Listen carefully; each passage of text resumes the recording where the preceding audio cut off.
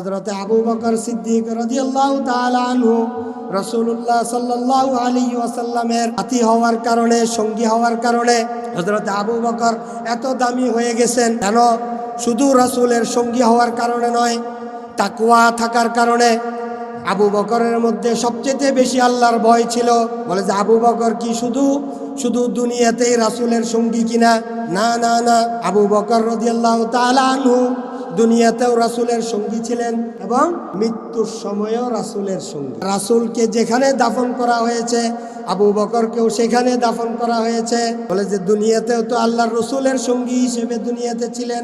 আজকে 1400 বছর পর্যন্ত রাসূলের সাথে শুয়ে আছেন। রাসূলকে যেখান থেকে উঠানো হবে আবু বকরকেও সেখান থেকে উঠানো হবে। রাসূল যেখানে যাবেন আবু বকর সেখানে যাবেন। রাসূল মাকামে মাহমুদে যাবেন, আবু বকরও সেখানে যাবেন, সাথে থাকবেন। রাসূল হাউজে কাউসারে সবার আগে যাবেন, আবু বকরও রাসূলের সাথে সেখানে থাকবেন। রাসূল সবার আগে জান্নাতে প্রবেশ করবেন, আবু বকরও উম্মতদের মধ্যে সবার আগে রাসূলের সাথেই জান্নাতে প্রবেশ করবেন। সুবহানাল্লাহ। আচ্ছা, আবু বকর এত কেন দামি হইল? বলে যে আবু বকরের ভিতরে তাকওয়া বেশি ছিল। কি বেশি ছিল? তাকওয়া। তাহলে শুরুতে যে আলোচনা করেছিলাম মনে আছে আপনাদের? তাকওয়া 4 জিনিসের নাম। আল খাউফু মিনাল জালিল, আল্লাহ তাআলার ভয় পরিপূর্ণতা অর্জন করা। এখন বলে যে এই তাকওয়া অর্জন কখন হবে? যখন আমি আল্লাহর হুকুম মেনে চলব, রাসূলুল্লাহ সাল্লাল্লাহু আলাইহি ওয়াসাল্লামের তরিকা পরিপূর্ণ মেনে চলব, তখনই আমি দামি হতে পারবো, তখনই আমি এরকম তাকওয়ার উপর উঠতে পারবো। তখন আমার জন্য আখেরাত, দুনিয়া এবং আখেরাত সহজ হয়ে যাবে। কথা বুঝতেছেন আমার? এখন বলেন, আমাদের নবী এত দামি কেন? আখেরি নবী এত দামি কেন? এত মর্যাদার অধিকারী কেন? হযরতে মূসা আলাইহিস সালাতু ওয়াস সালাম, হযরতে মূসা আলাইহিস সালাতু ওয়াস সালাম, তিনাকে আল্লাহ তাআলা তাওরাত কিতাব দেওয়ার জন্য যখন কি করলেন যে হে মূসা, তোমাকে আমি তাওরাত কিতাব তোমার উপর অবতীর্ণ করব, নাজিল করব। আল্লাহ তাআলা মূসাকে বললেন, যাও তোর পাহাড়ে যাও, এক চিল্লা লাগাও। কয় চিল্লা? এক চিল্লা। 40 দিন ইতিকাফে বসা ছিল। এরপরে আল্লাহ তাআলা হযরত মূসা আলাইহিস সালাতু ওয়াস সালামকে সম্মানিত করছেন, পবিত্র করছেন। এরপরে তাওরাত কিতাব নাজিল করেছেন। হযরত ঈসা আলাইহিস সালাতু ওয়াস সালামকে আল্লাহ তাআলা বললেন, হে ঈসা, আপনি ইবাদতখানায় ঢুকে যান, বের হইয়েন না। সেখানে আপনি আমার ইবাদত করতে থাকেন, আপনি আমার ইবাদত, আমার প্রশংসা করতে থাকেন, আমার ইবাদত করতে থাকেন। সময় হলে আপনার উপর ইনজিল কিতাব নাজিল করা হবে। অনেক দিন পর হযরত ঈসা আলাইহিস সালাতু ওয়াস সালামের উপর ইনজিল কিতাব নাজিল করা হয়। হযরতে দাউদ আলাইহিস সালাতু ওয়াস সালাম তাকে বললেন, আপনি একটু দূরে গিয়ে ওইখানে একটা কক্ষ তৈরি করেন, যেখানে আপনি ইবাদত করতে পারবেন। ওইখানে কক্ষ তৈরি করা হয়েছে। ওই হযরত দাউদ আলাইহিস সালাতু ওয়াস সালামকে ওই কক্ষের মধ্যে পাঠিয়ে দেওয়া হয় এবং সেখানে তিনি ইবাদত করতে থাকেন। অনেক লম্বা সময় ইবাদত করেন। এরপর আল্লাহ তাআলার পক্ষ থেকে হযরত দাউদ আলাইহিস সালাতু ওয়াস সালামের উপর জাবুর কিতাব নাজিল করা হয়। আর আমাদের নবী কত দামি ছিলেন, কত মর্যাদার অধিকারী ছিলেন। কোন বর্ণনার মধ্যে এসেছে হযরত নবী করিম সাল্লাল্লাহু আলাইহি ওয়াসাল্লামের নিকট জিবরাইল আলাইহিস সালাতু ওয়াস সালাম 20,000 বা 23,000 বারের উপরে এসেছেন। কোন নবীর কাছে 100 বার, কোন নবীর কাছে 15 বার, 20 বার, 10 বার। আর আমাদের নবীর কাছে জিবরাইল আলাইহিস সালাম হাজার বার এসেছেন। হযরতে নবী সাল্লাল্লাহু আলাইহি ওয়াসাল্লামের মর্যাদা এত বেশি কেন? বলে যে নবী যেখানে, কুরআন সেখানে। নবীকে কোনো শর্ত দেওয়া হয় নাই, হে নবী আপনি মক্কা হারাম শরীফের ভিতরে গিয়ে প্রবেশ করেন, ওইখানে বসে থাকেন, আপনাকে ওইখানে কোরআন নাজিল করা হবে। ভাই আমার কথা বুঝতেছেন? 3 বড় বড় নবীকে আল্লাহ তাআলা হুকুম করছেন, যাও ইবাদতখানায় গিয়ে বসো, ওইখানে ইবাদত করতে থাকো, তুমি পবিত্র হও, তুমি সম্মানিত হও, এরপরে তোমার উপর কিতাব নাজিল করা হবে। আর আমাদের নবীর ব্যাপারে এটা বলেন নাই, নবী যেখানে কোরআন সেখানে, নবী যেখানে কোরআন সেখানে, নবী মক্কায় গেছেন কোরআন সেখানে অবতীর্ণ হয়েছে, নবী মদিনায় গেছেন সেখানে কোরআন অবতীর্ণ হয়েছে, নবী পাহাড়ে গেছেন সেখানেও কোরআন অবতীর্ণ হয়েছে, নবী বলে যে গুহায় গেছেন সেখানেও। আজকে আমরা মনে করি আমি অনেক সম্পদশালী, আমি অনেক টাকা পয়সাওয়ালা, আমি 10তলা বিল্ডিংয়ের মালিক, আমি অনেক বড় ব্যবসায়ী, আমার অনেক জমি জমা আছে, আমার অনেক সম্পদ আছে, বলে যে আমি তো অনেক দামি দুনিয়ার মধ্যে। যে ভাই, আল্লাহ তাআলা বলতেছেন সেদিন তোমার ধন সম্পদ, টাকা পয়সা, মাল, বিল্ডিং তোমার কোনো কিছুই কোনো কাজে আসবে না, তোমার কোনো উপকারে আসবে না। লা ইয়ানফা, তোমার কোনো উপকার করতে পারবে না। ওয়ালা বানুন, এবং তোমার সন্তান সন্ততি তোমার এগুলা কোনো উপকারে আসবে না। একটু চিন্তা করে দেখেন তো, আল্লাহ তাআলা বলতেছেন যে তোমার সহায় সম্পদ, টাকা পয়সা, ধন দৌলত, বাড়ি গাড়ি, এগুলা তোমার কোনো উপকার করতে পারবে না, এগুলা তোমার কোনো কাজে আসবে না, এগুলা তোমার কোনো লাভ করতে পারবে না। বলে যে কে কি জিনিস দ্বারা, কোন বস্তু দ্বারা, কোন আমল দ্বারা, কোন বিষয় দ্বারা আল্লাহ তাআলা আমাকে জান্নাতে দেবেন, আল্লাহ তাআলা আমার জন্য জান্নাতের রাস্তা সহজ করবেন। বলে যে ওই জান্নাতের রাস্তা সহজ হওয়ার জন্য আমাকে আপনাকে তাকওয়া অর্জন করতে হবে। তাকওয়া কাকে বলা হয়? তাকওয়া শব্দের অর্থ হচ্ছে আল্লাহ ভীতি, আল্লাহর ভয়। বলে যতক্ষণ পর্যন্ত আমার আপনার ভিতরে আল্লাহ তাআলার ভয় প্রবেশ করাতে পারবো না, বলে যে আমি যদি মুত্তাকি না হই, আমি যদি তাকওয়াওয়ালা না হই, আমার ভিতরে যদি আল্লাহর ভয় না আসে, তাহলে আমার দ্বারা বলে যে দুনিয়াতে সকল প্রকারের গুনাহের কাজ করা সহজ হবে। আর আমার ভিতরে যদি আল্লাহ তাআলার ভয় চলে আসে, তাহলে আমাকে সকল প্রকার গুনাহ থেকে মুক্ত থাকা আমার জন্য সহজ হয়ে যাবে।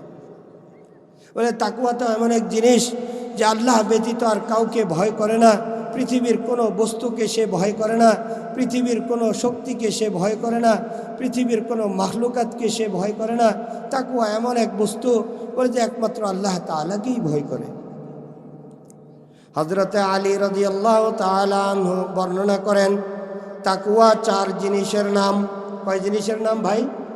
আমার সাথে কথা বলতে হবে, কারণ একটা হচ্ছে বয়ান, ওয়াজ, আর একটা হচ্ছে দর্স।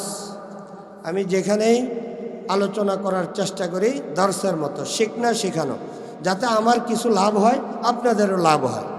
এজন্য আমার সাথে আপনারা কথা বলবেন, তাহলে দেখবেন ইনশাআল্লাহ আলোচনাটা খুব সহজেই বুঝে আসবে। হযরতে আলী রাদিয়াল্লাহু তাআলা আনহু বর্ণনা করেন তাকওয়া 4 জিনিসের নাম। কয় জিনিসের নাম? 4 জিনিসের নাম। আল খাউফু মিনাল জালিল, আল খাউফু মিনাল জালিল, আল্লাহ তাআলাকে পরিপূর্ণ ভয় করা, আল্লাহ তাআলাকে পরিপূর্ণ ভয় করা। ওয়াল আমালু বিত-তানজিল, আসমান থেকে নাজিলকৃত আল্লাহ তাআলার পক্ষ থেকে যে কোরআনে কারীম নাজিল করেছেন, ওই কোরআনের উপর পরিপূর্ণ আমল করা। 3 নাম্বার, প্রথমে 2টা বলেছি মনে আছে? প্রথম নাম্বার পরিপূর্ণ আল্লাহ তাআলাকে ভয় করা। দ্বিতীয় নাম্বার কি বলেছি? ওয়াল আমালু বিত-তানজিল, আল্লাহ তাআলা যে নাজিল করেছেন, অবতীর্ণ করেছেন কোরআনে মজিদ, এই কোরআনে মজিদের উপর পরিপূর্ণ আমল করা। ওয়াল কানাআতু বিল কলিল, ওয়াল কানাআতু বিল কলিল, অল্পে তুষ্ট হওয়া। অল্পে তুষ্ট হওয়া বুঝেন? আল্লাহ তাআলা আমাকে আপনাকে যা কিছু দিয়েছেন, যতটুকুই দিয়েছেন, এই অল্পের মধ্যেই খুশি থাকা, আল্লাহ তাআলার উপর রাজি হয়ে যাওয়া।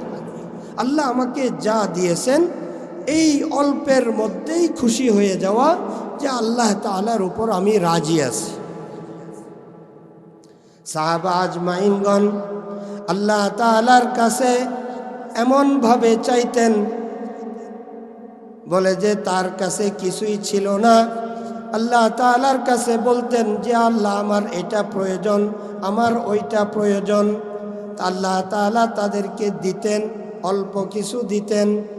অল্প কিছু দেওয়ার পরে যেটা পেতেন সাহাবা আজমাইনগণ ওই অল্পের মধ্যে খুশি হয়ে যেতেন এবং 16 আনা আল্লাহ তাআলার ইবাদত করতেন আর আল্লাহ তাআলার শুকরিয়া জ্ঞাপন করতেন, আল্লাহ তাআলার শুকরিয়া আদায় করতেন। 3 নাম্বার কি বলেছি ভাই? অল্পে তুষ্ট হওয়া, সন্তুষ্ট হয়ে যাওয়া অল্পে। আবার বলি, মনে আছে আপনাদের? আল খাউফু মিনাল জালিল, আল্লাহ তাআলাকে পরিপূর্ণ ভয় করা। 2 নাম্বার ওয়াল আমালু বিত্তানজিল, আল্লাহ তাআলার নাজিলকৃত কোরআনের উপর পরিপূর্ণ আমল করা। ওয়াল কানাআতু বিল কলিল, অল্পে তুষ্ট হওয়া। ওয়াল ইস্তিদাদু লিয়াউমির রাহিল, ওয়াল ইস্তিদাদু লিয়াউমির রাহিল, আখিরাতের প্রস্তুতি গ্রহণ করা, আখিরাতের প্রস্তুতি গ্রহণ করা। আপনারা এখন আসেন 1 নাম্বার, মনে রাখবেন খুব ভালো করে। হযরতে আলী রাদিয়াল্লাহু তাআলা আনহু 4টা বিষয়ে আলোচনা করেছেন। তাকওয়া 4 জিনিসের নাম। এখন আমি আপনাদেরকে বলবো শুধুমাত্র এই 4টা জিনিসের নাম তাকওয়া নয়, এটা আলী রাদিয়াল্লাহু তাআলা আনহুর আলোচনা। তাকওয়া কাকে বলা হয় এটা আরও অনেক মুফাসসিরিনগণ, অনেক সাহাবা আজমাইন থেকে অনেকভাবে আলোচনা এসেছে। তাকওয়া সম্পর্কে অনেকেই অনেকভাবে আলোচনা করেছেন। হযরত আব্দুল্লাহ ইবনে মাসউদ রাদিয়াল্লাহু তাআলা আনহু বলেন তাকওয়া 3 জিনিসের নাম। কয় জিনিসের নাম? তাকওয়া 3 জিনিসের নাম। আল্লাহ তাআলার আনুগত্য করা, আল্লাহ তাআলার নিয়ামতের শুকরিয়া আদায় করা। কি করা ভাই? আল্লাহ তাআলার নিয়ামতের শুকরিয়া আদায় করা, সদা সর্বদা আল্লাহ তাআলাকে স্মরণ করা। কয়টা কথা বলছি? 3টা। 1 নাম্বার কার মনে আছে? ভুলে গেছেন? 1 নাম্বার আল্লাহ তাআলার আনুগত্য করা, আল্লাহ তাআলাকে অনুসরণ করা, আল্লাহ তাআলার হুকুম মানা, আল্লাহ তাআলা যেভাবে হুকুম করেছেন ওই হুকুম অনুযায়ী চলা, এটাকে বলা হয় আনুগত্য। 2 নাম্বার কি বলেছি? আল্লাহ তাআলার নিয়ামতের শুকরিয়া আদায় করা, আল্লাহ তাআলার নিয়ামতের শুকরিয়া আদায় করা। 3 নাম্বার কি বলেছি? সদা সর্বদা আল্লাহ তাআলাকে স্মরণ করা। এটা কে বলেছেন? হযরতে আব্দুল্লাহ ইবনে মাসউদ রাদিয়াল্লাহু তাআলা আনহু বলেছেন। এখন 1 নম্বরে আসেন। হযরতে আলী রাদিয়াল্লাহু তাআলা আনহু বলেছেন তাকওয়া 4 জিনিসের নাম। 1 নাম্বার আল খাউফু মিনাল জালিল, আল্লাহ তাআলাকে পরিপূর্ণ ভয় করা। এখন প্রশ্ন আসতেছে, আল্লাহ তাআলাকে পরিপূর্ণ কে ভয় করেন? এটা আগে আমাকে জানতে হবে। আল্লাহ তাআলাকে সবচেয়ে বেশি ভয় করেন আম্বিয়ায়ে কেরামগণ। কে? আম্বিয়ায়ে কেরামগণ সবচেয়ে বেশি ভয় করেছিলেন কাকে? আল্লাহকে। সমস্ত আম্বিয়া কেরামগণ আল্লাহ তাআলাকে সবচেয়ে বেশি ভয় করেছিলেন। হযরতে আদম আলাইহিস সালাতু ওয়াস সালাম, হযরতে ইব্রাহিম আলাইহিস সালাতু ওয়াস সালাম, হযরতে নূহ আলাইহিস সালাতু ওয়াস সালাম, হযরতে মূসা আলাইহিস সালাতু ওয়াস সালাম, হযরতে ঈসা আলাইহিস সালাতু ওয়াস সালাম, হযরতে দাউদ আলাইহিস সালাতু ওয়াস সালাম। ইনারা এক একজন বড় বড় নবী ছিলেন। প্রত্যেকের কাছে এরকম ওয়াজিফা, প্রত্যেকের কাছে এরকম কিতাব নাজিল করা হয়েছিল। কারো কাছে ছোট, কারো কাছে বড়। হযরতে মূসা, হযরতে দাউদ, হযরতে ঈসা, এই 3 জন বড় নবী ছিলেন। হযরতে ইব্রাহিম আলাইহিস সালাতু ওয়াস সালাম অনেক বড় নবী ছিলেন। হযরতে মূসা, হযরতে দাউদ এবং হযরতে ঈসা আলাইহিস সালাতু ওয়াস সালাম, ওনাদের 3 জনের উপর বড় বড় 3টা কিতাব নাজিল করা হয়েছিল। কয়টা কিতাব? ওনারা আল্লাহ তাআলাকে সবচেয়ে বেশি ভয় করতেন এবং সারা পৃথিবীতে আল্লাহ তাআলা যত নবী রাসূল দুনিয়াতে পাঠিয়েছিলেন সমস্ত নবী রাসূলগণ আল্লাহ তাআলাকে সবচেয়ে বেশি ভয় করতেন। সাহাবা আজমাইনগণ আল্লাহ তাআলাকে বেশি ভয় করতেন, তাবেঈগণ আল্লাহ তাআলাকে বেশি ভয় করতেন, সিদ্দিকগণ আল্লাহ তাআলাকে বেশি ভয় করতেন, শহীদগণ আল্লাহ তাআলাকে বেশি ভয় করতেন।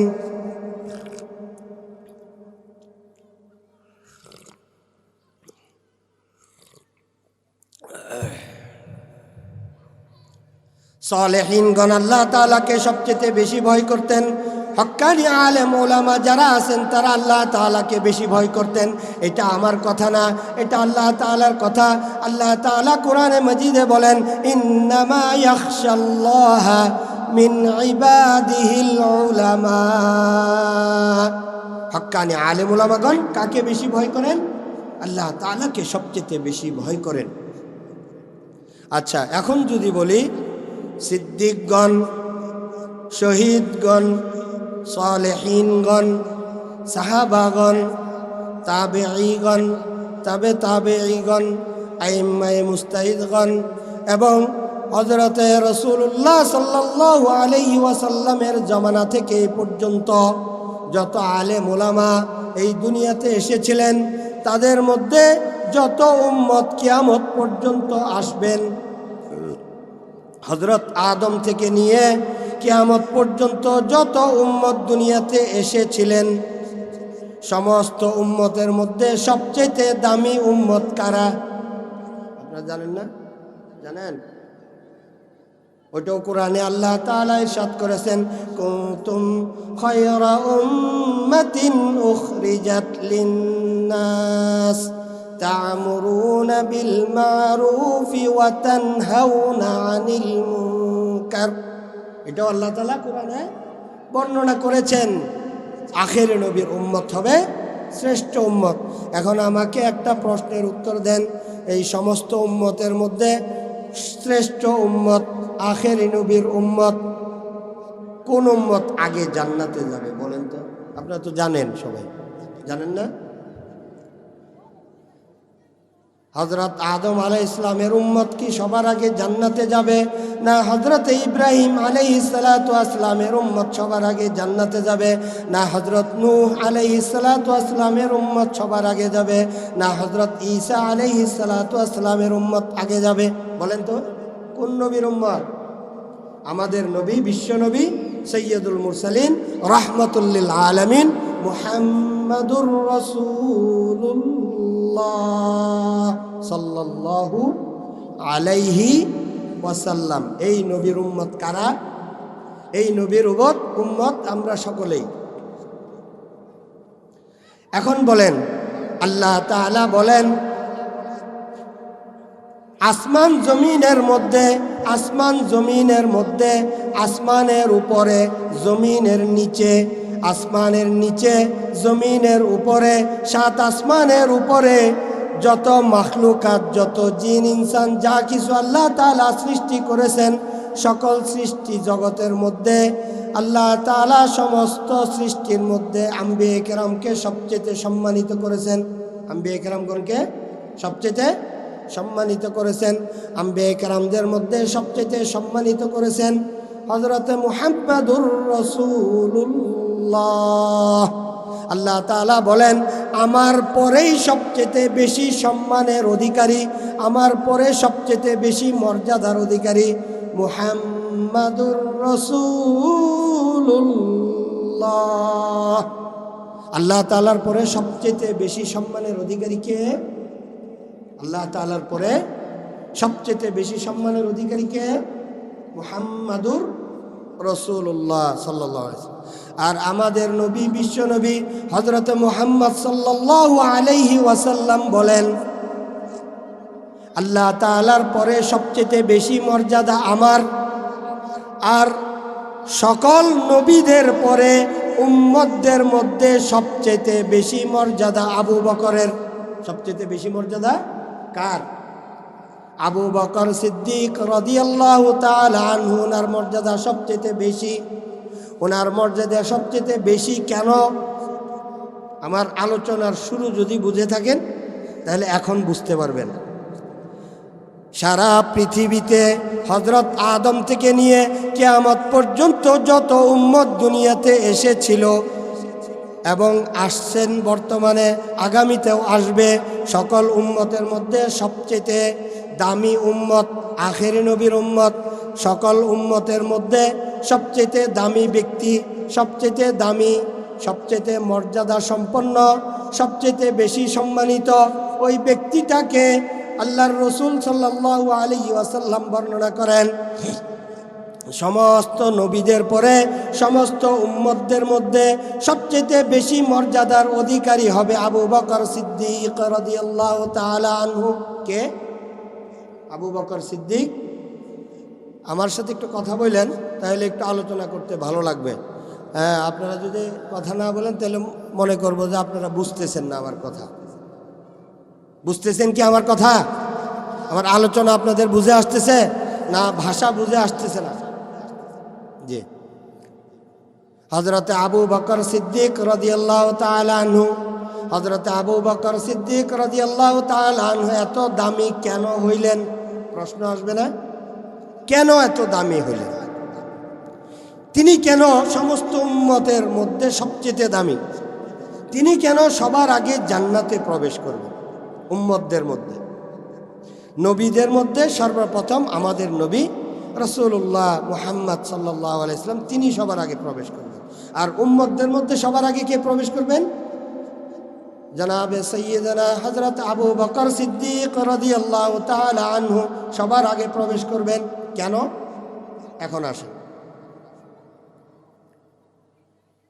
হযরতে আবু বকর সিদ্দিক রাদিয়াল্লাহু তাআলা আনহু রাসূলুল্লাহ সাল্লাল্লাহু আলাইহি ওয়াসাল্লামের সঙ্গী ছিলেন, সাথী ছিলেন, বন্ধু ছিলেন, সুখ দুঃখের সঙ্গী ছিলেন। রাসূল যেখানে যেতেন আবু বকরও সেখানে যেতেন। রাসূল সাল্লাল্লাহু আলাইহি ওয়াসাল্লাম বাজারে যেতেন, আবু বকরও বাজারে যেতেন। মসজিদে যেতেন, আবু বকরও মসজিদে যেতেন। রাসূল পাহাড়ে যেতেন, আবু বকরও পাহাড়ের সাথে থাকতেন। রাসূল যে কোনো মজলিসে যেতেন, আবু বকরও সাথে মজলিসে যেতেন। এখানে একটু বুঝার বিষয় আছে। ওটা কি? রাসূলুল্লাহ সাল্লাল্লাহু আলাইহি ওয়াসাল্লাম দুনিয়াতে 2টা হিজরত করেছিলেন। আপনারা সবাই জানেন। কয়টা হিজরত? 2টা হিজরত। তার জীবদ্দশায় 2টা হিজরত করেছিলেন। একটা মক্কা থেকে মদিনায়, আরেকটা এই বর্তমান দুনিয়ার পৃথিবীর জমিন থেকে 7 আসমানের উপরে। আপনারা তো জানেন অনেকে, আলহামদুলিল্লাহ। জানেন না? একটা হিজরত করেছিলেন মক্কা থেকে মদিনায়, আরেকটা হিজরত করেছিলেন দুনিয়ার জমিন থেকে 7 আসমানের উপরে আরশে আজিম পাড়ি দিয়ে চলে গিয়েছিলেন। 2টা সফর, 2টা হিজরত। এখন বলেন, মক্কা থেকে হিজরত করার সময় রাসূলুল্লাহ সাল্লাল্লাহু আলাইহি ওয়াসাল্লামের সাথী কে ছিলেন? হযরতে আবু বকর। কে ছিলেন?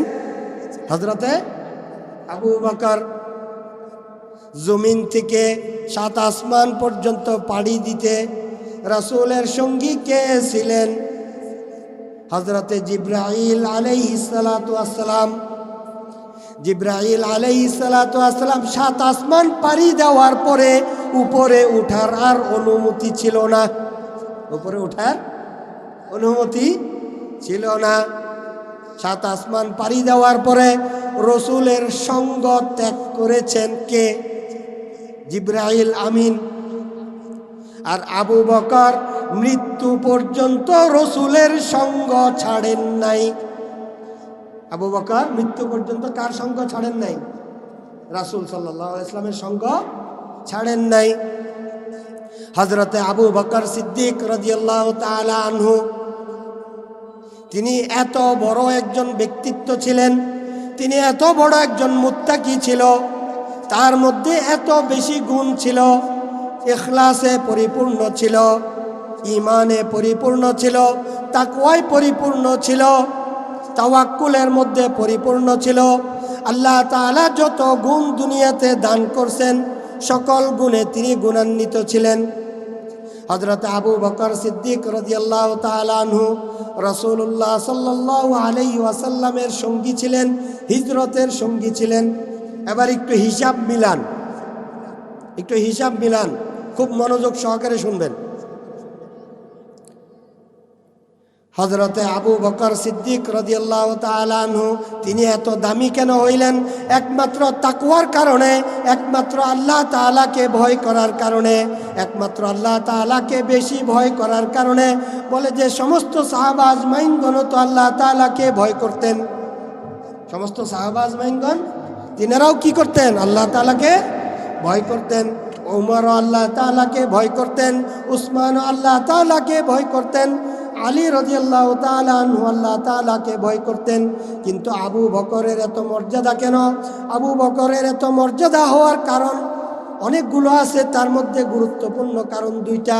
একটা হলো আবু বকরের তাকওয়া সবচেয়ে বেশি ছিল, আরেকটা হলো আবু বকর রাদিয়াল্লাহু তাআলা আনহু রাসূলুল্লাহ সাল্লাল্লাহু আলাইহি ওয়াসাল্লামকে বেশি ভালোবাসতেন। কি করতেন? রাসূলুল্লাহ সাল্লাল্লাহু আলাইহি ওয়াসাল্লামকে বেশি ভালোবাসতেন। এই জন্য আবু বকরের মর্যাদা এত বেশি।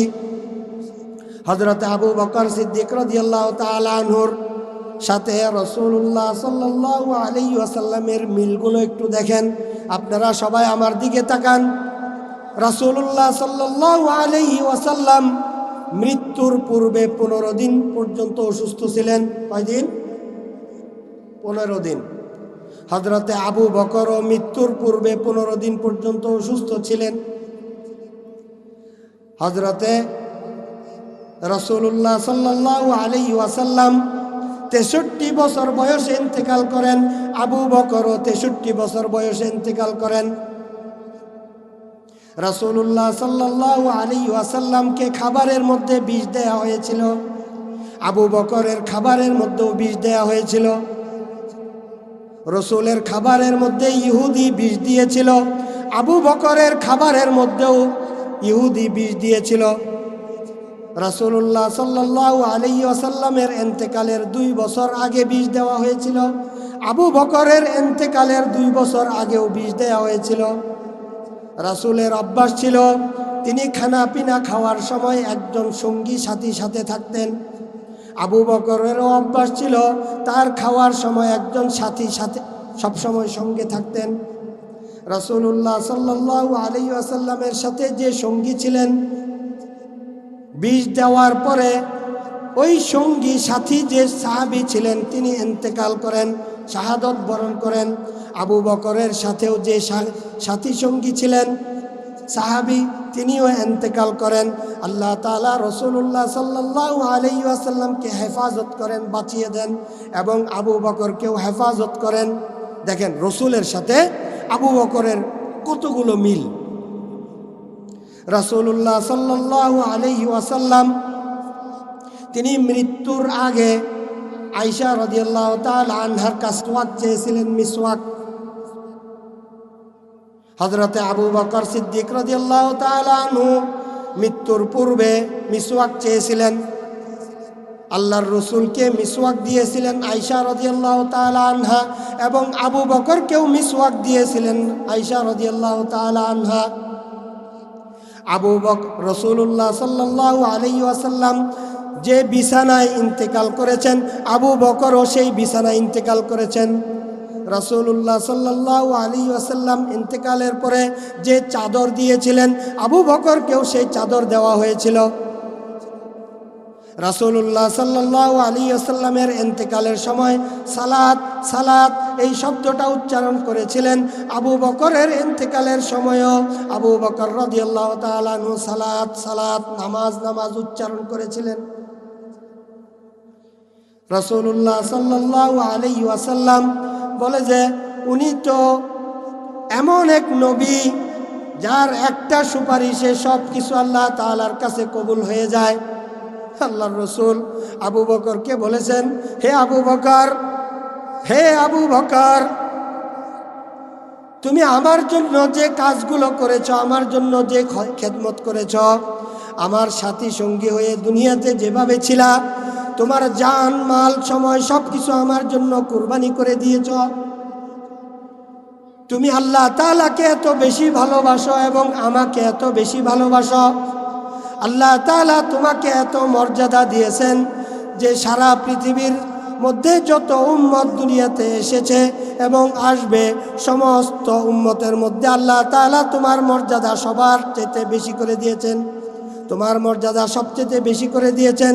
আবু বকর, তুমি দ্বীনের জন্য, তুমি ইসলামের জন্য যে কুরবানি করেছ, তুমি ইসলামের জন্য দ্বীনের জন্য যে কষ্ট মুজাহাদা করেছ, তুমি নিজেও কুরবানি করেছ, তোমার মেয়েও কুরবানি করেছে, তোমার সন্তান সন্ততি সবাই কুরবানি করেছে দ্বীনের জন্য, তোমার ছেলে মেয়ে বিবি বাচ্চা সকলেই দ্বীনের জন্য কুরবানি করেছে।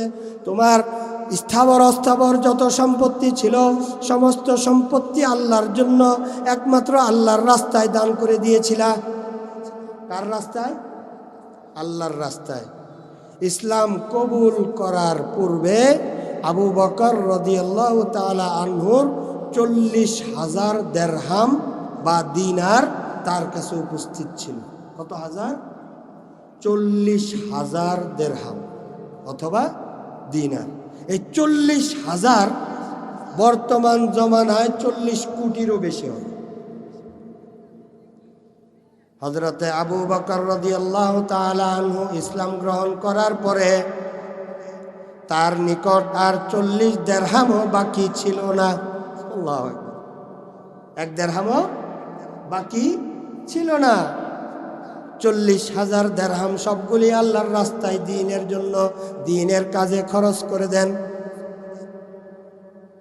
হযরতে সাইয়্যিদানা আবু বকর রাদিয়াল্লাহু তাআলা আনহুর ব্যাপারে রাসূলুল্লাহ সাল্লাল্লাহু আলাইহি ওয়াসাল্লাম ইরশাদ করেন, বলে যে আবু বকর, আমি তো তোমার সম্পদ, তোমার টাকা পয়সা, তোমার ধন দৌলত নিজের সম্পদের মতো করে ব্যবহার করেছি। হে আবু বকর, তোমার এই প্রতিদান তো আমি দুনিয়াতে আদায় করতে পারবো না, তোমার এই বদলা আমি দুনিয়াতে দিতে পারবো না, তোমার এই বদলা একমাত্র আল্লাহ তাআলা ব্যতীত আর কেউ দিতে পারবে না। আবু বকরের বদলা আর কেউ দিতে পারবে না। আবু বকর,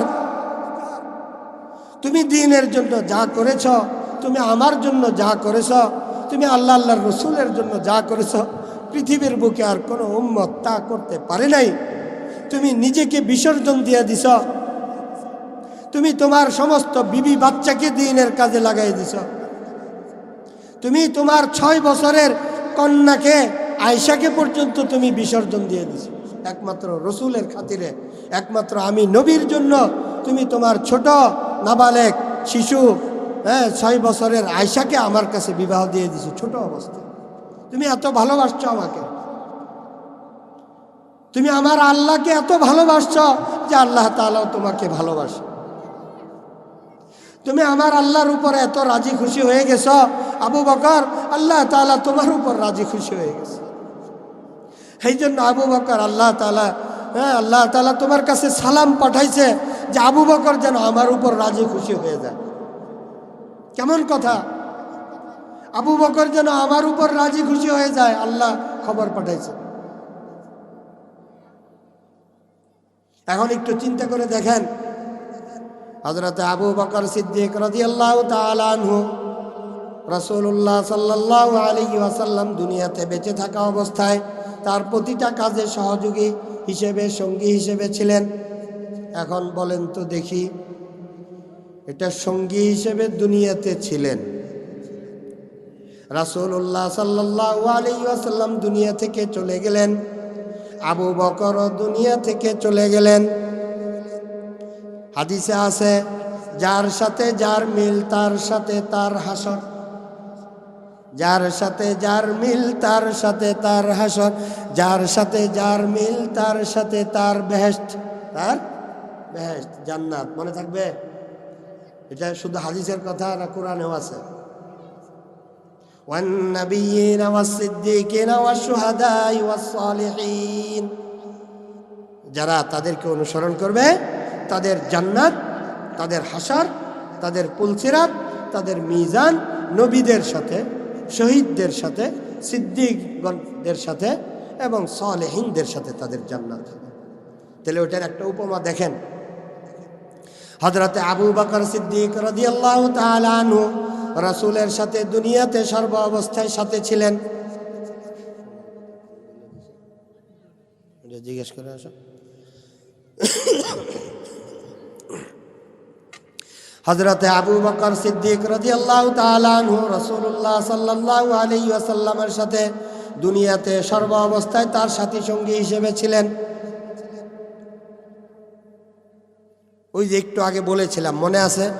জিবরাইল আলাইহিস সালাম 7 আসমানের পরে সঙ্গ ছেড়ে দিয়েছিলেন। আবু বকর ছাড়ছেন কি? আল্লাহু আকবার। আবু বকর রাসূলের সঙ্গ ছাড়েন নাই, দুনিয়াতেও না আখিরাতেও না। আমি আপনাদেরকে আরেকটা কোরআনের আয়াত শোনাই। আল্লাহ তাআলা কোরআনে মাজিদের মধ্যে ইরশাদ করেন, ইন্নাল্লাযীনা ক্বালু রাব্বুনাল্লাহ সুম্মা ইসতাকামু তাতানাজ্জালু আলাইহিমুল মালায়েকাতু আল্লা তাখাফু ওয়ালা তাহজানু আল্লা তাখাফু ওয়ালা তাহজানু ওয়াবশিরু বিল জান্নাতিল্লাতী কুনতুম তুআদুন নাহনু আউলিয়াউকুম ফিল হায়াতিদ দুনিয়া ওয়া ফিল আখিরাহ ওয়া লাকুম ফিহা মা তাশতাহি আনফুসুকুম ওয়া লাকুম ফিহা মা তাদউন নুজুলাম মিন গফুরির রহিম। একটু চিন্তা করে দেখেন, আল্লাহ তাআলা কোরআনে মাজিদের মধ্যে বর্ণনা করতেছেন, নিশ্চয় যে বান্দা বলে আমি আল্লাহ রব, আল্লাহ তাআলাকে যে বান্দা রব বানাবে, রব শব্দের অর্থ হইল বানানেওয়ালা। রব এমন এক শব্দ যে শব্দের ভিতরে শত শত অর্থ লুকিয়ে আছে। যিনি পালনেওয়ালা, যিনি রিজিক দেনেওয়ালা, যিনি মারনেওয়ালা, যিনি সৃষ্টি করনেওয়ালা, যিনি সমস্ত অবস্থার মালিক, যিনি সমস্ত অবস্থাকে পরিবর্তন করার মালিক, যিনি ইজ্জত দেনেওয়ালা, যিনি বেইজ্জত করনেওয়ালা, যার হাতে সমস্ত রাজত্ব, তাকেই রব বলা, তাকেই রব বলা হয়। যিনি চিরঞ্জীব, যার কখনো মৃত্যু হয় না। আল্লাহ তাআলা অন্য আয়াতের মধ্যে বলেন, ওয়া মান ইয়াতাওয়াক্কাল আলাল হায়্যি আল্লাযী লা ইয়ামুত। আপনি ওই চিরঞ্জীবের উপর তাওয়াক্কুল করেন, আপনি ওই চিরঞ্জীবের উপর ভরসা করেন, যার কখনো মৃত্যু হবে না, যিনি কখনো মৃত্যুবরণ করবে না, যাকে কখনো কোনো দিন মৃত্যু স্পর্শ করতে পারে না। আপনারা সেই রবের উপর কি করেন? তাওয়াক্কুল করেন। আজকে তো আমরা টাকার উপর ভরসা করি, আজকে আমরা পয়সার উপর ভরসা করি, আজকে আমরা মাল সম্পদের উপর ভরসা করি, আল্লাহর উপর ভরসা করি না। বলে যে আজকে আমার মাল আছে, আমি মনে করি যে আমার সব কিছু আছে। আজকে আমার 10 তলা বিল্ডিং আছে, আমি মনে করি যে আজকে আমার সব কিছু আছে। আল্লাহ বলেন, যার কাছে মাল সম্পদ, টাকা পয়সা, ধন দৌলত, দুনিয়ার সব কিছু আছে, তার কিছুই নাই। যার কাছে তাকওয়া আছে, যার কাছে তাওয়াক্কুল আছে, তার কাছে সব কিছুই আছে। যার কাছে তাওয়াক্কুল আছে, তাকওয়া আছে, সব কিছুই পাইয়া গেল। যার কাছে রব আছে, সে সব কিছুই পাইয়া গেল। যার সাথে রবের সাথে সম্পর্ক হয়ে গেছে, তার সে সব কিছুই পাইয়া গেল। যার সাথে রবের সাথে হট কানেকশন হয়ে গেছে, সে সব কিছুই পাইয়া গেছে। যার সাথে রবের সাথে সম্পর্ক নাই, সে কিছুই পায় নাই। যে রব চিনে নাই, সে কিছুই চিনে নাই। তার মতো গণ্ড মূর্খ, তার মতো জাহেল, তার মতো বেওকুফ, তার মতো জাহেল, তার মতো বেওকুফ, তার মতো মূর্খ পৃথিবীতে আর কেউ হইতে পারে না। যে রব চিনে নাই, সে কিছুই চিনে নাই। যে রব চিনে নাই, সে সোনার গাঁও চিনে নাই। যে রব চিনে নাই, বলে যে হুজুর আমি কিছুই চিনি না, আমি বুঝি না, আমি মূর্খ মানুষ। তাহলে তুমি মূর্খ মানুষ, তুমি গোস্ত চিনো কেমনে? গরুর গোস্ত যে এত মজা, এটা তুমি বুঝো কেমনে? হ্যাঁ, বুঝাইতে পারি নাই মনে হয় আমি। বলে যে হুজুর এই নামাজ দোয়া এগুলো আমরা বুঝি না, পারি না, কোরআন তেলাওয়াত করতে জানি না, সূরা সহি শুদ্ধ নাই। এই মাগুরা একটা এলাকায় সফর করেছিলাম অনেক আগে। তারা ইমাম সাহেব নাই, একজনে নামাজ পড়াইছেন, কোরআন তেলাওয়াত করছেন। কুল আল্লাহ তাত কি বলছে? নাউজুবিল্লাহ। আয়াতটাই তো পুরো উল্টে গেছে। শব্দটা কি? আয়াতটা কি? কুল হুয়াল্লাহু আহাদ আল্লাহুস সামাদ লাম ইয়ালিদ ওয়া লাম ইউলাদ ওয়া লাম ইয়াকুল লাহু কুফুয়ান আহাদ। ঠিক আছে ভাই, কিন্তু ইমাম সাহেব কি পড়ছে? কুল হুয়াল্লাহ আহাদ। নামাজ হবে? হ্যাঁ, নামাজ দিতে হবে না। একটু চিন্তা করে দেখেন। বলে আমি মূর্খ, আমি পড়তে পারি না, আমি নামাজ জানি না, আমি মূর্খ। হ্যাঁ, তুমি মূর্খ, তাহলে তুমি গোশত মজা এটা বুঝো কেমন? তুমি মূর্খ, তুমি কবুতরের গোশত মজা বেশি এটা বুঝো কেমন? তুমি মূর্খ, তুমি আপেল মজা নাকি সবজি কোনটা মজা বেশি, কোনটা স্বাদ বেশি, কোনটা ভুনা করলে মজা বেশি, কোনটা ঝোল করলে মজা বেশি, ইলিশ মজা বেশি না পাঙ্গাস মজা বেশি, এটা তো তুমি বুঝো। আর বলে যে আমি মূর্খ, আমি বুঝি না। হ্যাঁ, এটা বলে পার হবা বান্দা সম্ভব? এত সহজ মনে করো না। তুমি দুনিয়ার সব কিছু চিনো, তুমি দুনিয়ার সব কিছু বুঝো, আর দ্বীনের ব্যাপারে আসলে, নামাজের ব্যাপারে কথা আসলে, রোজার ব্যাপারে তোমাকে বুঝাইলে, দ্বীনের ব্যাপারে তোমাকে বুঝাইলে, কোরআন হাদিসের আলোচনা তোমার সামনে করা হলে তুমি বলো আমি কিছুই বুঝি না, আমি নামাজ পারি না, আমি রোজা পারি না, আমি হজ পারি না, আমি জাকাত পারি না, আমি হজ বুঝি না, এটা বলতে পারো। হ্যাঁ, বলে যে আমি মূর্খ। তুমি কেমনে কালকে হাসরের ময়দানে আল্লাহর ধরা থেকে বাঁচবে বান্দা? এত সহজ মনে করেছ?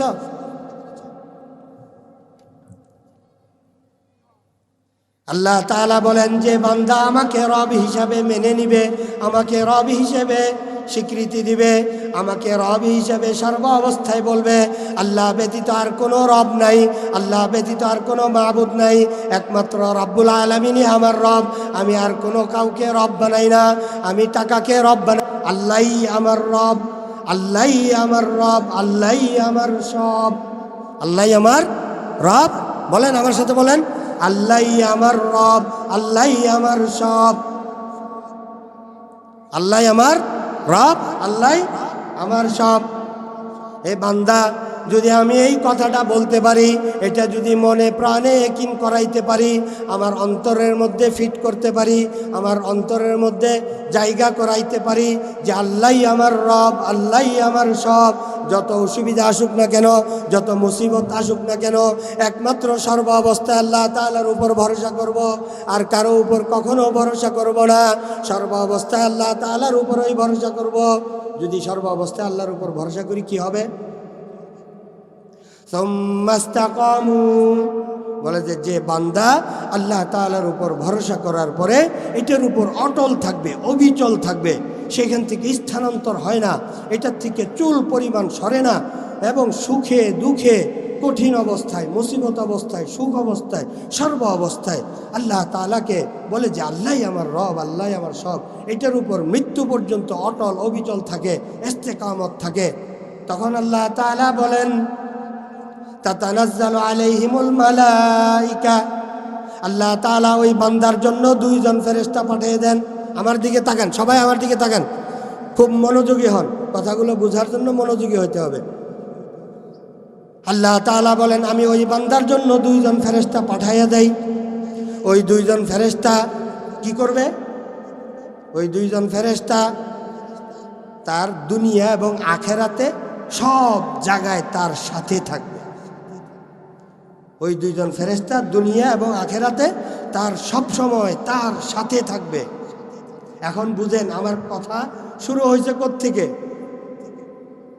আবু বকর কেন এত দামি হইল? আবু বকর কেন এত দামি হইল? আবু বকর দামি হওয়ার কারণ হইতেছে রসুলের সঙ্গ পাওয়ার কারণে, রসুলের সাথী হওয়ার কারণে। আবু বকর যত দামি হয়েছে তত দামি জিব্রাইলও হইতে পারে নাই। আবু বকর যত দামি হয়েছে আজরাইলও তত দামি হইতে পারে নাই। আবু বকর যত দামি হয়েছে ইসরাফিল তত দামি হইতে পারে নাই। আবু বকর যত দামি হয়েছে আজরাইল তত দামি হইতে পারে নাই। সুবহানাল্লাহ বলেন, নাকি টাকা লাগে সুবহানাল্লাহ বলতেন? হ্যাঁ, তাহলে আপনারা বুঝতেছেন না মনে হয়, আলোচনা মজা পাইতেছেন না মনে হয়। আবু বকর যত দামি হয়েছে জিব্রাইলও তত দামি হইতে পারে নাই। কারণ আবু বকর তো রসুলের সঙ্গ পাইছে সারা জীবন। কালেমা পাঠ করার পর থেকে সারা জীবন রাসূলের মৃত্যু পর্যন্ত আবু বকর রাসূলের সঙ্গী ছিলেন। হযরতে আবু বকর সিদ্দিক রাদিয়াল্লাহু তাআলা আনহু রাসূলুল্লাহ সাল্লাল্লাহু আলাইহি ওয়াসাল্লামের সাথী হওয়ার কারণে, সঙ্গী হওয়ার কারণে হযরতে আবু বকর এত দামি হয়ে গেছেন। কেন? শুধু রাসূলের সঙ্গী হওয়ার কারণে নয়, তাকওয়া থাকার কারণে। আবু বকরের মধ্যে সবচেয়ে বেশি আল্লাহর ভয় ছিল। বলে যে আবু বকর কি শুধু দুনিয়াতেই রাসূলের সঙ্গী কিনা? না না না, আবু বকর রাদিয়াল্লাহু তাআলা আনহু দুনিয়াতেও রাসূলের সঙ্গী ছিলেন এবং মৃত্যুর সময়ও রাসূলের সঙ্গী। রাসূলকে যেখানে দাফন করা হয়েছে আবু বকরকেও সেখানে দাফন করা হয়েছে। বলে যে দুনিয়াতেও তো আল্লাহর রসুলের সঙ্গী হিসেবে দুনিয়াতে ছিলেন। আজকে 1400 বছর পর্যন্ত রাসূলের সাথে শুয়ে আছেন। রাসূলকে যেখান থেকে উঠানো হবে আবু বকরকেও সেখান থেকে উঠানো হবে। রাসূল যেখানে যাবেন আবু বকর সেখানে যাবেন। রাসূল মাকামে মাহমুদে যাবেন, আবু বকরও সেখানে যাবেন, সাথে থাকবেন। রাসূল হাউজে কাউসারে সবার আগে যাবেন, আবু বকরও রাসূলের সাথে সেখানে থাকবেন। রাসূল সবার আগে জান্নাতে প্রবেশ করবেন, আবু বকরও উম্মতদের মধ্যে সবার আগে রাসূলের সাথেই জান্নাতে প্রবেশ করবেন। সুবহানাল্লাহ। আচ্ছা, আবু বকর এত কেন দামি হইল? বলে যে আবু বকরের ভিতরে তাকওয়া বেশি ছিল। কি বেশি ছিল? তাকওয়া। তাহলে শুরুতে যে আলোচনা করেছিলাম মনে আছে আপনাদের? তাকওয়া 4 জিনিসের নাম। আল খাউফু মিনাল জালিল, আল্লাহ তাআলার ভয় পরিপূর্ণতা অর্জন করা। এখন বলে যে এই তাকওয়া অর্জন কখন হবে?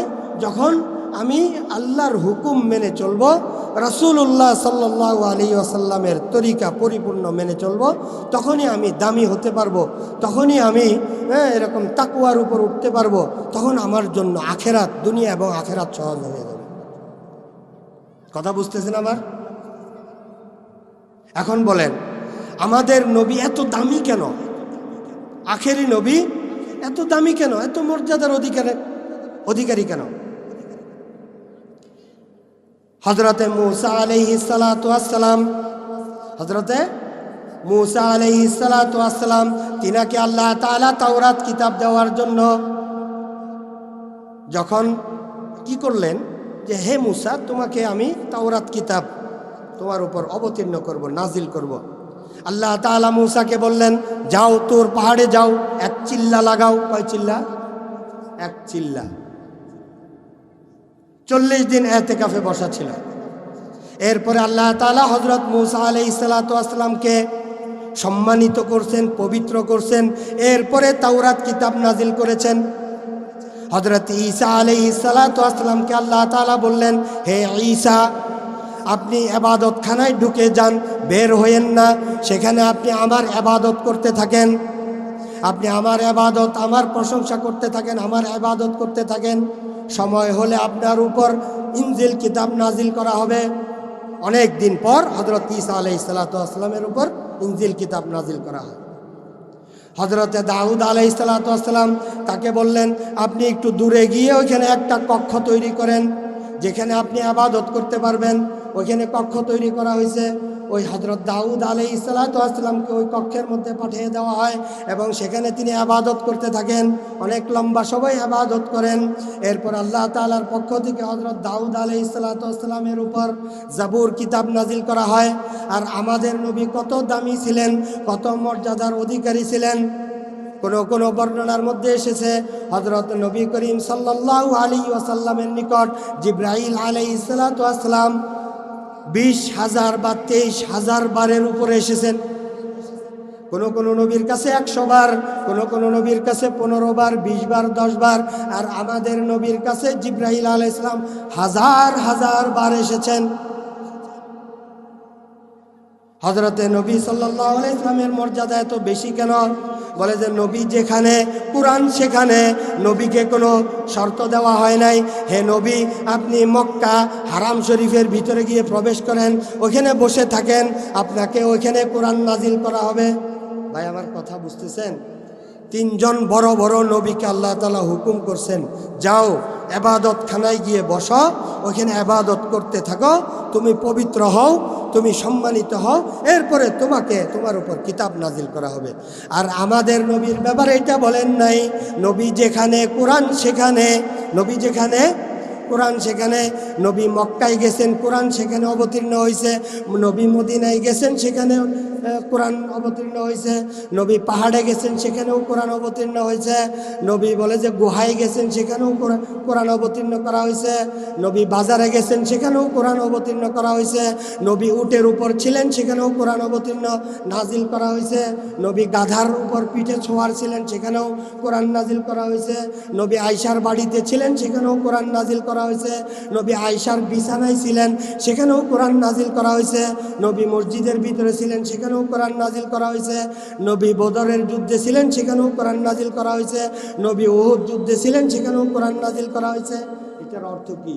নবী যেখানে কোরআন সেখানে, নবী যেখানে কোরআন সেখানে। এটার দ্বারা কি বোঝা যায়? নবীর মর্যাদা বৃদ্ধি করা হয়, নবীর মর্যাদা বেশি করা হয়, নবীর মর্যাদা সবচেয়ে বেশি এটা বোঝানো হয়। নবী যেখানে কোরআন সেখানে। আপনাদেরকে আবু বকরের মর্যাদা এত বেশি কেন বলেছিলাম?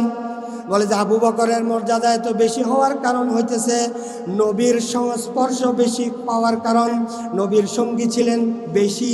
তার মানে অন্য অন্য সাহাবায়ে কেরামের চাইতে আবু বকর রাদিয়াল্লাহু তাআলা আনহু রাসূলুল্লাহ সাল্লাল্লাহু আলাইহি ওয়াসাল্লামের সঙ্গী হিসেবে বেশি সময়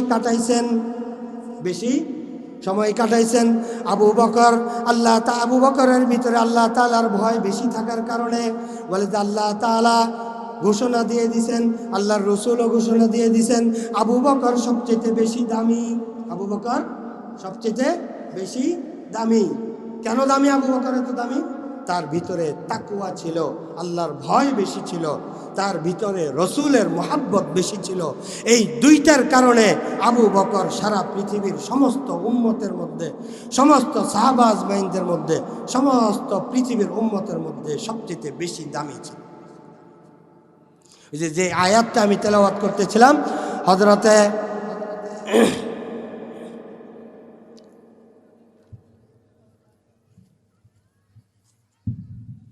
তাতানাজ্জালু আলাইহিমুল মালাইকাতু আল্লা তাখাফু ওয়ালা তাহজানু। যে বান্দা বলে আল্লাহ আমার রব, তার কোনো ভয় থাকে না, তার কোনো টেনশনও থাকে না, তার কোনো ভয়ও নাই, তার কোনো টেনশনও নাই। বলে যে নাহনু আউলিয়াকুম ফিল হায়াতিদ দুনিয়া ওয়া ফিল আখিরাহ। আল্লাহ তাআলা যে দুইজন ফেরেশতা দুনিয়াতে তার জন্য পাঠিয়ে দিয়েছেন। কার জন্য পাঠিয়েছেন? কার জন্য? যে বান্দা বলে আল্লাহই আমার রব, আল্লাহ আমার রব, আল্লাহ তাআলা ওই বান্দার জন্য দুইজন ফেরেশতা পাঠিয়ে দেয় আর বলে যে আমরা দুজন নাহনু আউলিয়াউকুম, আমরা দুজন তোমার জন্য দুনিয়াতেও তোমার সাথী হয়ে থাকবো, আখিরাতেও তোমার সাথী হয়ে থাকবো। যে বান্দা আল্লাহ তাআলাকে রব হিসেবে বানিয়ে নিবে, রব হিসেবে স্বীকার করবে, আল্লাহ তাআলা ওই বান্দার জন্য দুইজন ফেরেশতা পাঠিয়ে দিবে। ওই বান্দা বলে যে কি করবে? তার দুনিয়ার সমস্ত প্রয়োজন, তার দুনিয়ার সমস্ত কাজে সাহায্য করবে, মৃত্যুর সময় তাকে সাহায্য করবে, কবরের মধ্যেও তাকে সাহায্য করা হবে। কবরে যাওয়ার পর এরপরে বলে যে ওই বান্দা যখন হাসরের ময়দানে যাবে ওখানেও তাকে সাহায্য করা হবে। আর ওই দুই ফেরেশতা বলবে আল্লাহ তাখাফু ওয়ালা তাহজানু, তোমার কোনো ভয় নাই, তোমার কোনো টেনশন নাই। বলে জান্নাতে পৌঁছানো পর্যন্ত ওই দুই ফেরেশতা তাকে সাহায্য করতে থাকে। এখন বলে দুনিয়ার মধ্যে আবু বকর রসুলের সাথী ছিলেন, রসুলের সঙ্গী ছিলেন, তাইলে এই রসুলের সঙ্গী হওয়ার কারণে আবু বকরের জন্য সর্বপ্রথম জান্নাত। উম্মতদের মধ্যে আবু বকরের সর্বপ্রথম। হাদিসের মধ্যে আসছে আবু বকরের জন্য জান্নাতের 8টা দরজাই খুলে দেওয়া হবে, জান্নাতের 8টা দরজা খুলে দেওয়া হবে। হাদিসের মধ্যে আসছে, হ্যাঁ, আবু বকরের জন্য জান্নাতের 8টা দরজা দিয়ে, সবগুলো দরজা দিয়ে ডাকা হবে, হে আবু বকর আপনি আমার দরজা দিয়ে প্রবেশ করেন। জান্নাতের অপর দরজাও ডাকবে, হে আবু বকর আপনি জান্নাতের এই দরজা দিয়ে প্রবেশ করেন। কেন? কারণ আবু বকর সবচেয়ে বেশি মুত্তাকি ছিল। আর আমি কোরআনে কারীমের যে আয়াত 3টা তিলাওয়াত করেছিলাম, সূরা শুআরার 3টা আয়াত, ইয়াউমা লা ইয়ানফাউ মালু ওয়ালা বানুন ইল্লা মান আতাল্লাহা বিকলবিন সালিম। আপনাদের মনে আছে কি? এই আয়াত দ্বারা কোরআনের আলোচনা শুরু করা হয়েছিল। সর্বপ্রথমে বলা হয়েছে ইয়াউমা লা ইয়ানফাউ মালু ওয়ালা বানুন, সেই দিন, তার মানে হাসরের দিন, হাসরের ময়দানে সেই দিন তোমার টাকা পয়সা, ধন দৌলত, বাড়ি গাড়ি এগুলা কোনো কাজে আসবে না, কোনো উপকার করতে পারবে না।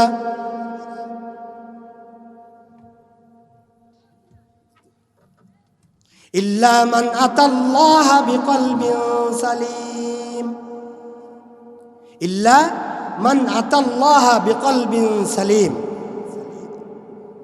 বলে তোমরা আমার কাছে আসো কলবে সালিম নিয়ে, সুস্থ অন্তর নিয়ে। আল্লাহ তাআলা বলতেছেন ইল্লা, কিন্তু আমার কাছে আসো কলবে সালিম নিয়ে, সুস্থ কলব নিয়ে, সুস্থ অন্তর নিয়ে আমার কাছে আসো। ওয়াউজলিফাতিল জান্নাতু লিল মুত্তাকিন, আর এটা কাদের জন্য? জান্নাতটা উন্মুক্ত করে দেওয়া হবে, জান্নাতটা তাদের নিকটবর্তী করে দেওয়া হবে মুত্তাকিদের জন্য। কার জন্য? মুত্তাকি, যারা আল্লাহকে ভয় করে, যারা পরহেজগারি এখতিয়ার করে। এই জন্য 4টা কথা শুরুতে বলেছিলাম, কার কার মনে আছে বলেন তো?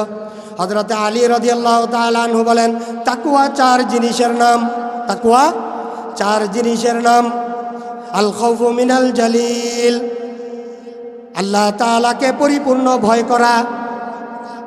ওয়াল আমালু বিত্তানজিল, আল্লাহ তাআলার পক্ষ থেকে নাজিলকৃত কোরআনের উপর পরিপূর্ণ আমল করা।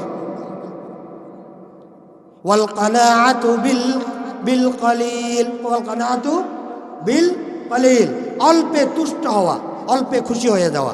আল্লাহ তাআলা আমাকে যা দিছে এটার উপর খুশি থাকা, আরেকজনের দিকে তাকায় না থাকা। অমুকের 5তলা বিল্ডিং আছে, বলে যে ওই 5তলা বিল্ডিং যদি আমারও হইতো। এটা দুনিয়ার লোভ, যার ভিতরে দুনিয়ার লোভ ঢুকবে, যার ভিতরে দুনিয়া ঢুকবে, বলে সে পথভ্রষ্ট হয়ে যাবে, সে জান্নাতের রাস্তা থেকে লাইনচ্যুত হয়ে যাবে, সে জান্নাতের রাস্তা খুঁজে পাবে না। এই জন্য অল্পে তুষ্ট হয়ে যায়, আল্লাহ আমাকে যা দিছে তাতে আমি খুশি। 4 নম্বর কি বলেছিলাম ভাই? ওয়াল ইস্তিদাদু লিয়াউমির রাহিল, ওয়াল ইস্তিদাদু লিয়াউমির রাহিল, আখিরাতের প্রস্তুতি গ্রহণ করা। এখন বলেন, আজকে আমরা কয়জন আখিরাতের প্রস্তুতি গ্রহণ করতেছি? আজকে আমরা কয়জন আখিরাতের প্রস্তুতি গ্রহণ করি? বলে যে আজকে সারাদিন দুনিয়া দুনিয়া দুনিয়া নিয়ে ব্যস্ত, দুনিয়ার কারণে আমার বলে যে নামাজ পড়ার সময় হয় না, দুনিয়ার কারণে আমি কোনো নেক আমল করতে পারি না, আমার সময় নাই। আর 3টা কথা বলেছিলাম, মনে আছে আপনাদের? হযরত আব্দুল্লাহ ইবনে মাসউদ রাদিয়াল্লাহু তাআলা আনহুর বর্ণনা, তিনি বলেন তাকওয়া 3 জিনিসের নাম। আল্লাহ তাআলার আনুগত্য করা, আল্লাহ তাআলার নিয়ামতের শুকরিয়া আদায় করা, আল্লাহ তাআলার নিয়ামতের শুকরিয়া আদায় করা, সর্ব অবস্থায় আল্লাহ তাআলাকে স্মরণ করা, সর্ব অবস্থায় আল্লাহ তাআলাকে স্মরণ করা। তাহলে আপনাদেরকে আজকে 7টা জিনিস আলোচনা করেছি।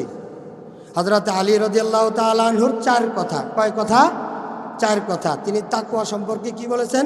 হযরত আলীর 4টা কথা, আল খাউফু মিনাল জালিল, পরিপূর্ণ আল্লাহকে ভয় করা। আরেকটা কি বলেছি ভাই? ওয়াল আমালু বিত্তানজিল, নাজিল হওয়া কোরআনের উপর পরিপূর্ণ আমল করা। 3 নম্বর কি বলেছি ভাই? ওয়াল কানাআতু বিল কলিল, অল্পে তুষ্ট হওয়া। ওয়াল ইস্তিদাদু লিয়াউমির রাহিল, আখেরাতের প্রস্তুতি গ্রহণ করা। এই হযরত আলী রাদিয়াল্লাহু তাআলা আনহুর 4টা আলোচনা, এটা আপনারা মনে রাখবেন। এবং হযরত আব্দুল্লাহ ইবনে মাসউদের যে 3টা আলোচনা তাকওয়া সম্পর্কে, এই 7টা আলোচনার উপর যদি আমি আমার হায়াতের জিন্দেগি কাটাইতে পারি আর আল্লাহ তাআলাকে রব হিসেবে মেনে নিতে পারি, এবং এইভাবে যদি আমি আমার হায়াতের শেষ জিন্দেগি পর্যন্ত সুম্মাস্তাকামু এই পর্যন্ত একবারে শেষ পর্যন্ত যদি আমার হায়াতের জিন্দেগি পার করতে পারি, আল্লাহ তাআলা আমার আপনার জন্য জান্নাতের রাস্তা সহজ করে দিয়েছেন। কারণ যে বান্দা তাকওয়া অর্জন করবে, আল্লাহ তাআলা বলে যে ওই বান্দার জন্য সর্বোচ্চ সম্মানের ব্যবস্থা রেখেছেন, আল্লাহ তাআলা জান্নাত রেখেছেন। আল্লাহ তাআলা জান্নাতের সর্বোচ্চ স্তরে তাকে স্থান দিবেন, এবং দুনিয়ার মধ্যে যত প্রকারের রহমত, বরকত, ফজিলত এবং যত প্রকারের আরাম, আয়েশ, শান্তি, সফলতা, মর্যাদা, ইজ্জত, সম্মান সব কিছু তাকওয়াবানদের জন্য আল্লাহ তাআলা নির্ধারিত করে রেখেছেন। এই জন্য আল্লাহ তাআলা আমাদের সবাইকে, আমাদের পর্দার আড়ালের মা বোনদেরকে সহ আমাদের সামনে উপস্থিত যিনারা আছেন সকলকে আল্লাহ তাআলা পরিপূর্ণ তাকওয়া অনুযায়ী আমল করার তৌফিক